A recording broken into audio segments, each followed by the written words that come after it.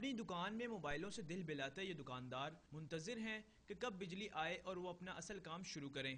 گھنٹوں کی load shedding سے بیزار یہ محنت کش کہتے ہیں کہ ان کی مشقت کا صلہ گھروں کے بجھے ہوئے چولہوں کی صورت میں دیا جا رہا ہے۔ جب کسٹمر آ جاتا ہے تو وہ ظاہر اس کی بات سننی پڑتی ہے، ہماری بھی مجبوری ہے، تو تقریباً روزانہ ہی 2-3 بجے تک ریگولر ہم کام کرتے ہیں۔ صبح چلے جاتے ہیں، پھر صبح 10 بجے آ جاتے ہیں، اسی طرح ہی ہمارا کام چل رہا ہے۔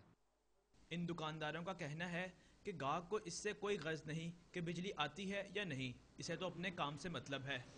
بعض اوقات ایسا ہوتا ہے مشین چل رہی ہے تو لائٹ چلی گئی ہے، اب لائٹ کے انتظار میں گاہک کھڑا تو نہیں نہ ہو سکتا۔ کمر توڑ مہنگائی کے دور میں ہر دکاندار کے لیے جنریٹر یا یو پی ایس استعمال کرنا ممکن نہیں۔ 1.5 روپے کی کاپی ہوتی ہیں عام ریٹ، جو ہے جنریٹر پہ 5-5 روپے بھی لے رہے ہیں۔ لاہور کے دکاندار سمجھتے ہیں کہ لوڈ شیڈنگ کا عذاب تو ختم ہونا نہیں، حکومت کم از کم غیر اعلانیہ بندش کا سلسلہ ہی ختم کر دے۔ کیمرہ مین ذیشان یوسف کے ساتھ ابراہیم بادیس، ڈان نیوز، لاہور۔